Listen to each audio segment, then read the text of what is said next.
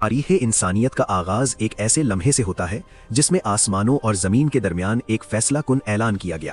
اللہ تعالیٰ نے فرشتوں سے فرمایا، میں زمین میں ایک خلیفہ بنانے والا ہوں۔ یہ کوئی عام خبر نہ تھی، بلکہ انسان کے وجود، اس کی ذمہ داری اور اس کے امتحان کا آغاز تھا۔ اللہ تعالیٰ نے حضرت آدم علیہ السلام کو مٹی سے پیدا فرمایا، جیسا کہ قرآن میں واضح ہے کہ انسان کو خشک مٹی اور گارے سے بنایا گیا۔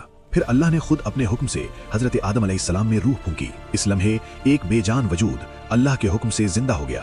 جب اللہ تعالیٰ نے حضرت آدم علیہ السلام کو پیدا فرمایا تو فرشتوں کو حکم دیا گیا کہ وہ آدم کے سامنے سجدہ کریں۔ تمام فرشتوں نے اللہ کے حکم کی تعمیل کی سوائے ابلیس کے۔ ابلیس نے تکبر کیا اور انکار کر دیا۔ اس نے کہا کہ وہ آگ سے بنا ہے اور آدم مٹی سے۔ یہ پہلا موقع تھا جب غرور نے اللہ کے حکم کے مقابلے میں سر اٹھایا۔ اللہ تعالیٰ نے ابلیس کے انکار پر اسے مردود قرار دیا۔ اس کے بعد اللہ تعالیٰ نے حضرت آدم علیہ السلام کو علم عطا فرمایا۔ قرآن کہتا ہے کہ اللہ نے آدم کو تمام چیزوں کے نام سکھائے، پھر فرشتوں کے سامنے یہ علم پیش کیا۔ یہ علم انسان کی فضیلت کی بنیاد بنا۔ اللہ تعالیٰ نے حضرت آدم علیہ السلام اور ان کی زوجہ کو جنت میں بسایا اور فرمایا کہ وہ وہاں کی نعمتوں سے فائدہ اٹھائیں، مگر ایک خاص درخت کے قریب نہ جائیں۔ یہی پہلا امتحان تھا۔ شیطان نے وسوسہ ڈالا، وعدے کیے اور بہکایا۔ قرآن کے مطابق دونوں سے ایک لغزش ہوئی اور وہ اس درخت کے قریب چلے گئے جس سے منع کیا گیا تھا۔ یہ گناہ ضد یا بغاوت نہ تھا، بلکہ انسانی کمزوری کا نتیجہ تھا۔ اسی لیے اللہ تعالیٰ نے انہیں توبہ کے الفاظ سکھائے۔ حضرت آدم علیہ السلام نے فوراً رجوع کیا،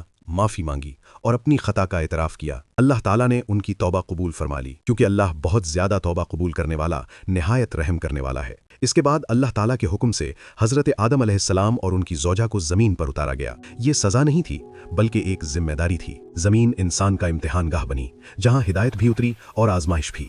اللہ تعالیٰ نے واضح فرما دیا کہ ہدایت آئے گی اور جو اس کی پیروی کرے گا اس کے لیے نہ خوف ہوگا اور نہ غم۔ یوں انسان کو امید، رہنمائی اور اختیار کے ساتھ زمین پر بھیجا گیا۔ حضرت آدم علیہ السلام صرف پہلے انسان نہیں تھے، بلکہ پہلے نبی بھی تھے۔ انہوں نے اپنی اولاد کو اللہ کی عبادت، اطاعت اور تقوی کا راستہ سکھایا۔ ان کی کہانی ہمیں یہ سبق دیتی ہے کہ انسان خطا کر سکتا ہے، مگر توبہ کا دروازہ ہمیشہ کھلا ہے۔ یہی انسان کی اصل عظمت ہے، غرور نہیں بلکہ رجوع، نافرمانی نہیں بلکہ توبہ، اور یہی حضرت آدم علیہ السلام کی تخلیق کا سب سے بڑا پیغام ہے۔